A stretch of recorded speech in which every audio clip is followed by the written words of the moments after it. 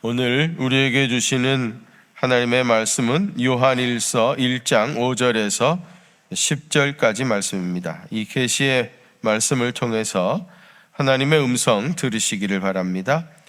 우리가 그에게서 듣고 너희에게 전하는 소식은 이것이니 곧 하나님은 빛이시라. 그에게는 어둠이 조금도 없으시다는 것이니라.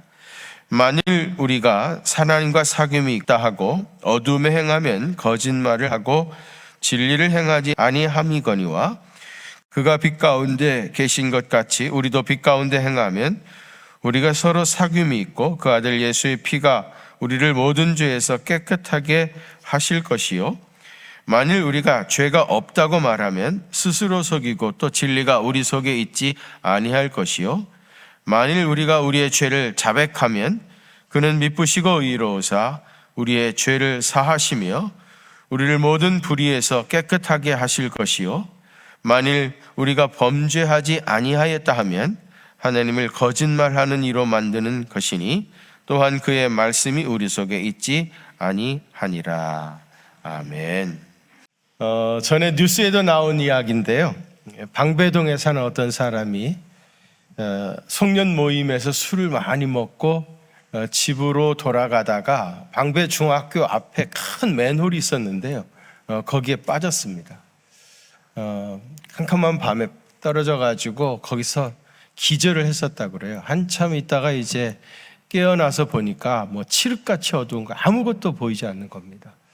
그래서 이 사람이 그 맨홀에 빠져가지고 거기서 이제 헤매기 시작을 했어요.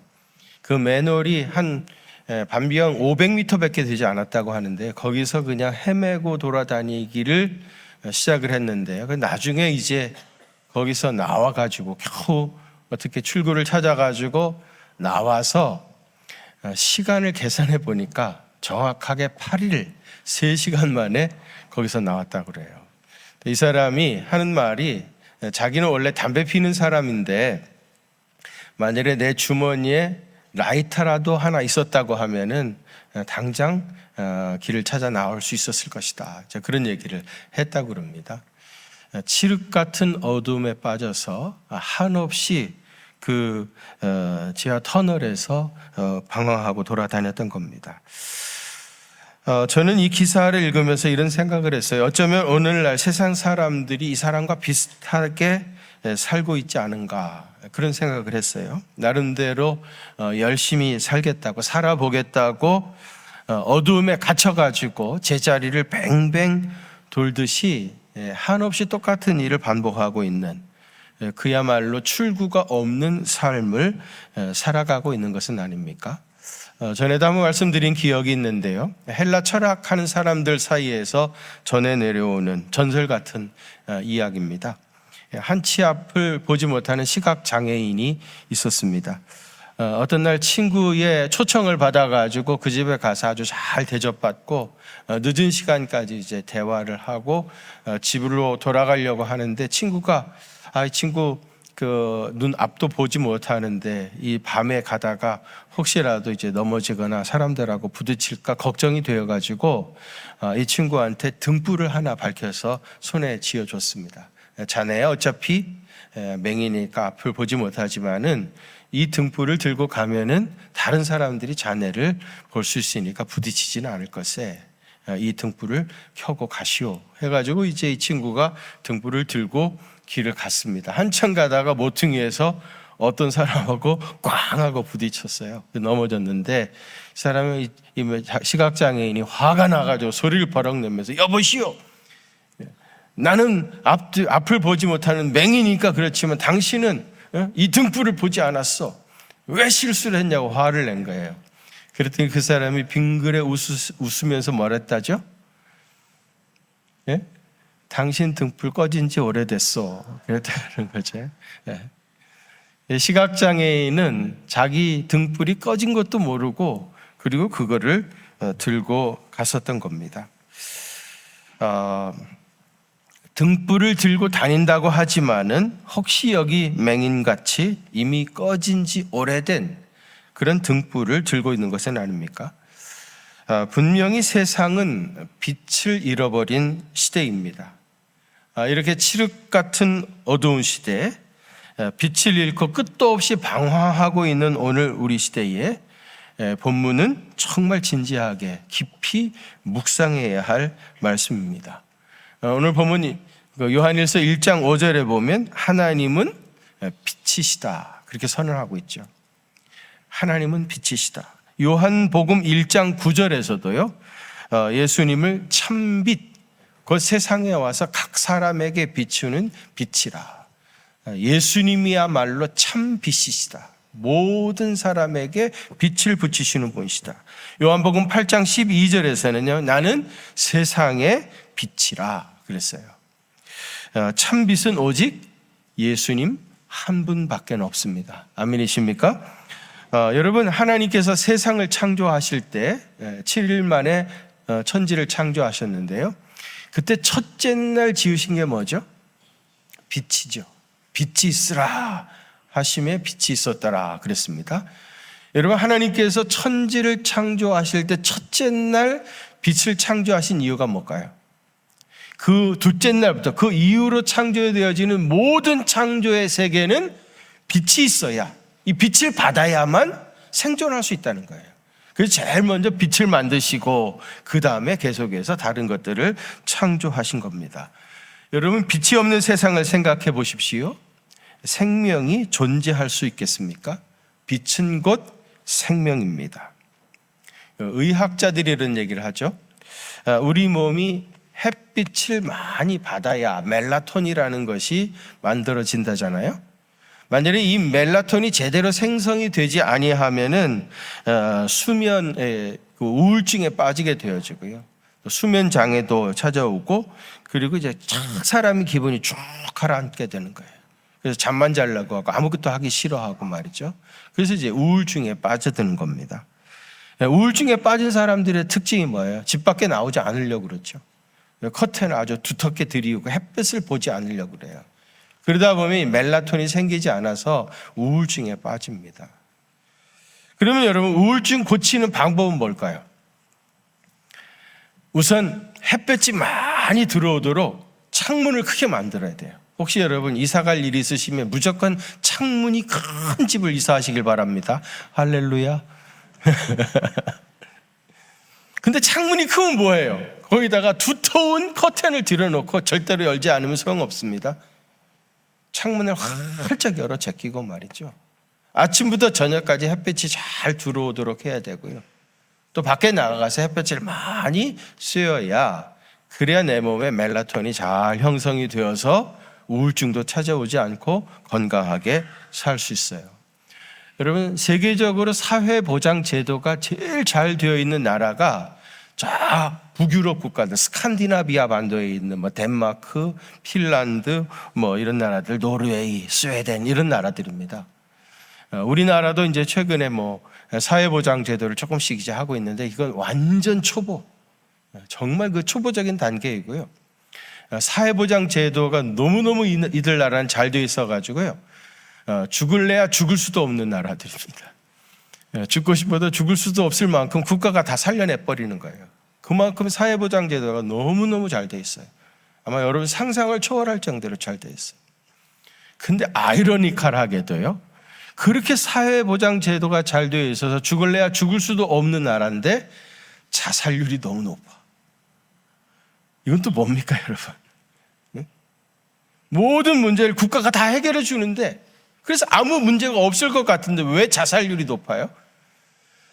여러 가지 이유가 있겠죠. 그 중에 하나가 이 햇빛하고의 문제예요. 백야라고 그러죠, 백야. 여름에는 한 6개월 동안 해가 지지 않는 겁니다.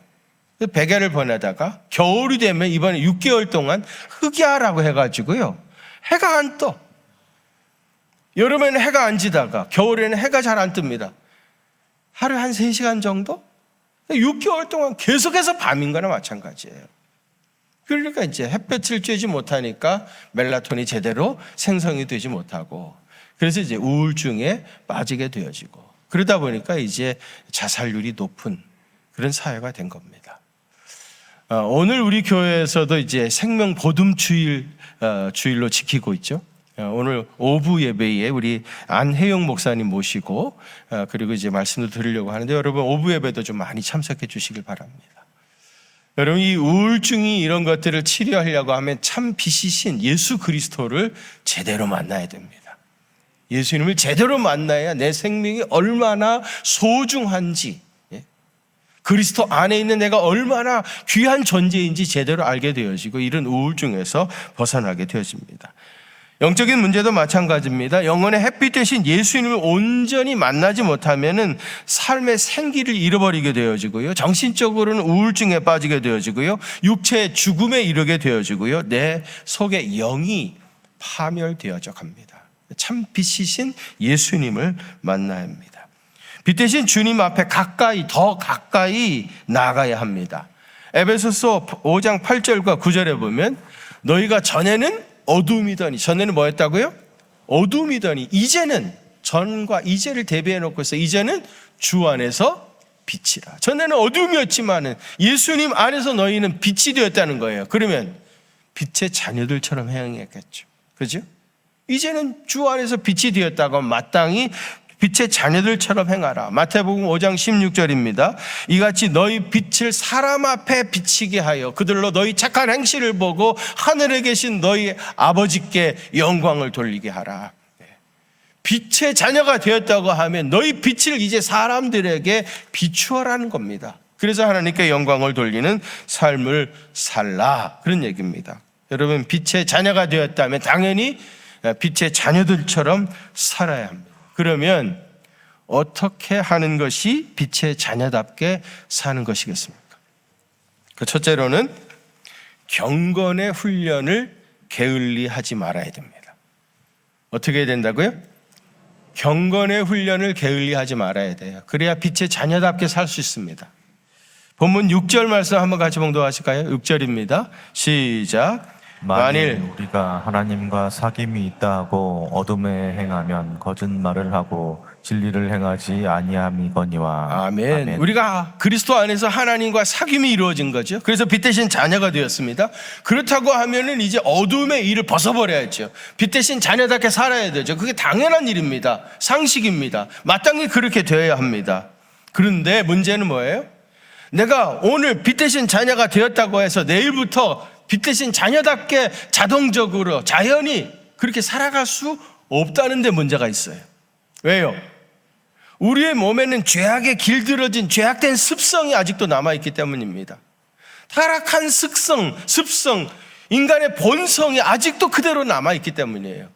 이거를 떨어내고 빛 대신 자녀답게 살아가려고 하면은 굉장한 스트러글, 굉장한 몸부림이 우리 속에서 일어나야 합니다.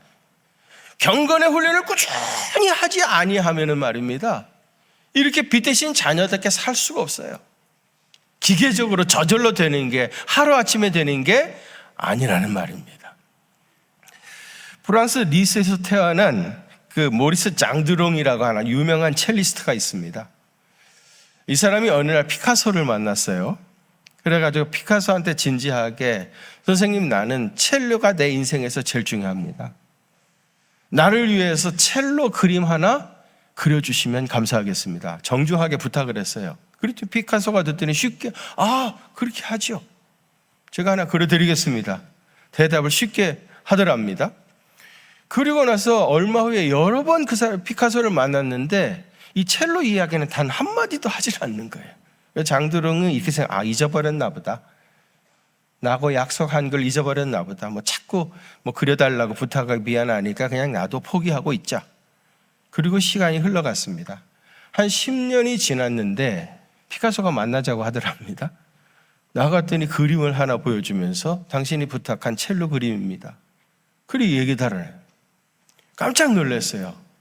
벌써 다 잊어버렸는 줄 알았는데, 그러면서 피카소가 하는 말이, 내가 당신한테 부탁을 받은 날 이후로부터 첼로를 그리는 연습을 계속 해왔는데 내 마음에 쏙 드는 그림이 나오질 않아가지고 시간이 이렇게 길어진 것이요. 이제야 비로소 내 마음에 드는 그림이 그려져서 당신한테 가져온 것입니다. 그렇게 얘기하더라는 거예요.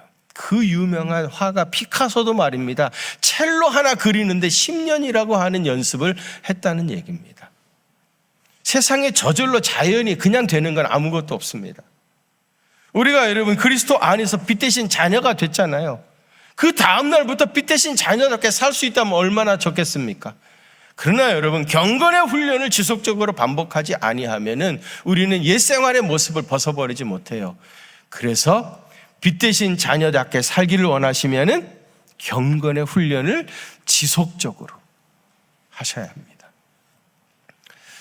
50대 여성들 사이에서 돌아가는 농담이라고 그래요. 웃자고 한 소리 같아요, 제 생각에는. 무슨 얘기인가 하면 자기보다 연하 애인이 있으면 금메달이랍니다. 연하 애인이 있으면. 동갑내기 애인이 있으면 은메달이고 연상의 애인이 있으면 동메달이랍니다. 그것도 없으면 뭐예요? 목메달이고. 그것도 없으면 목메달. 물론 누가 웃자고 한 소리겠죠. 그러나 그냥 웃고 지나칠 수 없는 이야기 아닙니까? 세상에 유혹이 많습니다. 유혹이 많은 세상입니다. 한시라도 방심하면 유혹에 넘어질 수밖에 없습니다. 그래서 빛 대신 자녀처럼 살려면 끊임없이 경건의 훈련을 반복해야 합니다. 이 경건의 훈련이라고 하는 것은 뭐 다른 것이 없습니다. 늘 깨어 기도해야 되고요. 늘 하나님의 말씀으로 계속해서 무장해 가야 되고요.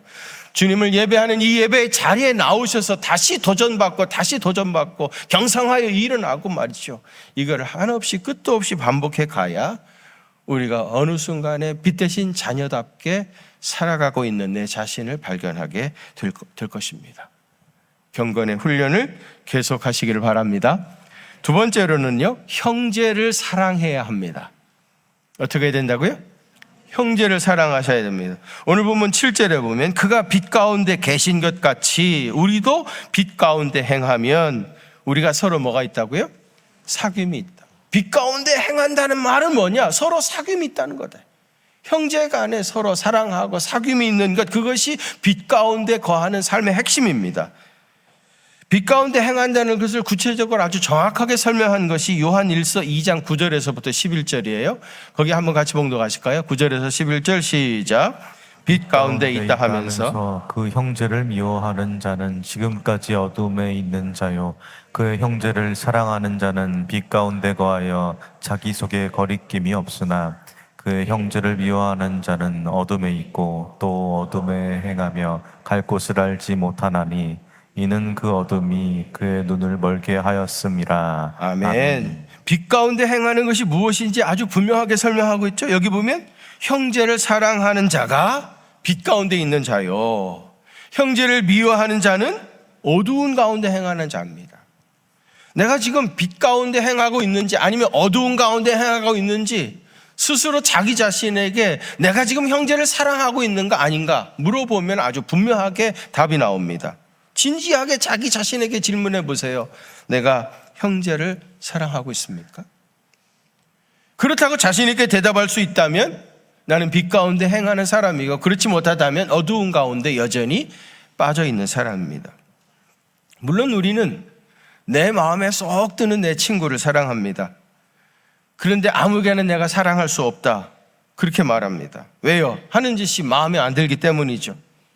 만일 자기 자신의 어떤 기호나 주관이나 입장이나 판단, 이런 것들이 기준이 되어가지고 분명한 선을 긋고 벽을 쌓고 살아간다면 형제를 사랑한다 말할 수 없을 것입니다. 여러분, 우리가 형제를 사랑해야 할 대의 명분은 뭡니까? 우리 주님이 나를 사랑하셨기 때문이에요. 주님이 나를 사랑하시고 나를 빛 대신 자녀로 삼아주셨기 때문에 우리가 형제를 사랑해야 할 명분이 있는 건데요. 그러면 내가 주님께로 어떤 사랑을 받았는가 하는 것을 먼저 생각해 봐야 돼요. 여러분, 우리가 살아가는 것이 하나님 마음에 쏙 들어가지고 그래서 하나님께서 우리를 사랑하신 겁니까? 우리가 사랑받을 만큼 의롭거나 거룩했기 때문입니까? 사실은 우리는 고멜 같은 사람이었죠. 그런 사람인 우리를 하나님이 사랑하셨어요. 적어도 우리가 교회에 와가지고는 거룩하고 깨끗한 척하니까 하나님이 우리가 얼마나 타락한 존재인지 모르고 속아가지고 우리를 사랑하신 겁니까? 다 아시면서도 우리를 사랑하신 거예요. 우리 머릿속에 스쳐 지나가는 생각도 다 아시면서도 여전히 우리를 사랑하셨습니다. 그런 사랑을 우리가 받은 사람입니다. 우리는 이런 사랑을 받은 사람이기 때문에 다른 사람의 허물을 논할 자격이 없습니다. 다른 사람의 과거를 말하지 마십시오. 조건 없이 이유 없이 용서하고 사랑해야 합니다. 세상 모든 사람을 다 품을 수 있어야 돼요. 이게 빛의 자녀들의 삶입니다. 제 이야기에 대해서 죄송하지만은요, 저는 아직까지 누구를 미워해 본 기억이 잘 나지 않습니다. 내가 누가 미워가지고 괘씸해가지고 뭐 잠을 못 잤다거나 뭐 증오하는 마음이 막 부글부글 끓었다거나 그런 기억이 전혀 없어요. 너무 감사한 일이죠. 저는 누구를 미워하지 않았지만 저를 싫어하는 사람은 있을 수 있다, 그렇게 생각합니다. 그렇겠죠. 그냥 싫어. 그냥 싫을 수 있어요. 그 싫다는 것도 이거 사람 어찌할 수 없습니다. 생긴 것 자체도 싫고 목소리도 싫고 다 싫어. 얼마든지 그런 사람이 있을 수 있습니다. 근데 여러분, 이제 저는 다른 사람을 싫어하지 않고 미워하지 않기 때문에, 그것 때문에 제가 힘들지 않기 때문에 누가 나를 싫어할까, 누가 나를 미워할까, 그것에 대해서도 예민하지 않습니다. 별로 관심이 없습니다. 여러 저 사람은 나를 좋아하고 저 사람은 나를 싫어하고 이런 거 하나도 관심도 없고 파악도 하지 않습니다. 나는 다 내가 좋으니까 누구에게나 손을 내밀어서 악수를 청합니다. 그러면 제가 악수를 딱 청하는데 내가 싫다고 해가지고 악수 안 하고 그냥 가버리겠습니까? 할 수 없잖아요. 그 분위기상. 자기도 이제 악수를 내밀어서 손을 흔들어 대는 거예요. 그런데 내가 마음이 싫으니까 악수를 하면서도 마음이 편안하지 못하죠. 그래야 안 그래요? 제가 지금 무슨 이야기를 하는 겁니까? 형제를 사랑하는 것은 누구를 위한 일이에요? 그 형제를 위한 일입니까? 사실은 내 자신의 자유함, 내 자신의 마음의 평안을 위한 일이에요. 예수님께서 제자들에게 이웃을 내 몸과 같이 사랑하라 그랬어요. 제자들한테 주신 명령입니다. 이웃을 내 몸과 같이 사랑하라. 그러면 여러분 질문하겠어요? 예수님께서 이 명령을 하셨을 때 1차적으로 누구를 위해서 그렇게 하라고 했을까요? 내가 사랑해야 할 그 이웃을 위해서 그렇게 사랑하라고 말씀하신 걸까요? 이 명령은 제자들에게 주신 말씀이에요. 제자들에게 1차적인, 제자들에게 그 자유함, 그런 평안함과 자유함을 누리기를 원하신다면 형제를 내 몸과 같이 사랑하라, 그렇게 말씀하신 거예요. 그러니까 형제를 사랑하는 것이 결국은 자기 자신을 위한 일입니다. 여러분, 우리가 빛의 자녀가 되었다고 하면은 형제를 먼저 사랑해야 돼요. 그래야 진정한 자유함과 평안을 누리며 살 수 있게 되십니다. 그렇게 되시기를 축원합니다. 마지막 세 번째로는 자기 죄를 고백하셔야 됩니다. 죄라는 게 뭐예요? 우리가 빛의 자녀가 되었기 때문에 이 죄의 문제가 또 발생한 겁니다. 만일에 아예 우리가 예수님의 복음을 받아들이지도 아니하고 그리고 뭐 세상처럼 산다고 하면은 이 죄의 개념이 달라지죠. 거기서 말하는 죄라고 하는 건 뭐 누가 더 나쁜 짓을 많이 했냐 덜 했느냐, 나는 너보다 상대적으로 깨끗하다, 이런 논쟁에 휘말리게 되겠죠. 그러나 우리가 빛의 자녀가 되어지게 되면 마땅히 빛의 자녀답게 살았어야 되는데, 그게 상식이고 그게 당연한 일인데 빛의 자녀답게 살지 못한 것, 그것이 뭐예요? 그게 우리의 문제가 되는 죄인 겁니다. 경건의 훈련을 지속적으로 해야 되는데 우리가 경건의 훈련을 제대로 하지 못한 겁니다. 여전히 우리가 세속에 빠져 살았던 겁니다. 형제를 사랑해야 하는 것이, 그것이 빛의 자녀다운 마땅한 삶인데 형제를 제대로 사랑하지 못하고 여전히 내 판단과 기준을 가지고 그리고 사람들을 벽을 쌓고 살았던 거예요. 이게 우리의 죄가 된 겁니다. 여러분, 이 죄의 문제를 해결해야 됩니다.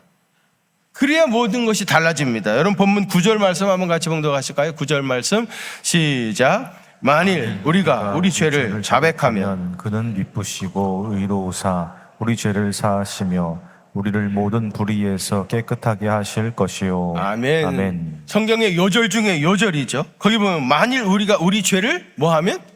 자백하면. 대전제는 뭐예요? 자백입니다. 자백. 내가 죄인이라고 하는 것을 자백해야 됩니다. 그래야 우리 주님께서 우리의 죄를 용서하세요. 그는 미쁘시고 의로우사 우리 죄를 사하시며 우리의 모든 불의에서 깨끗하게 하실 것이요. 자백하는 사람에게 그런 은혜가 임하는 것입니다. 이사야 55장 7절에 보면 악인은 그의 길을, 불의한 자는 그의 생각을 버리고 여호와께로 돌아오라. 대전제는 뭐예요? 여호와께로 돌아오는 겁니다. 주님께 돌아와 자백하는 것이에요. 그리하면, 그렇게 해야 그가 긍휼히 여기시리라. 하나님께서 누구를 긍휼히 여기십니까? 여호와께로 돌아오는 사람, 자백하는 사람을 긍휼히 여기시리라. 우리 하나님께로 돌아오라. 그가 너그럽게 용서하시리라. 아멘입니까?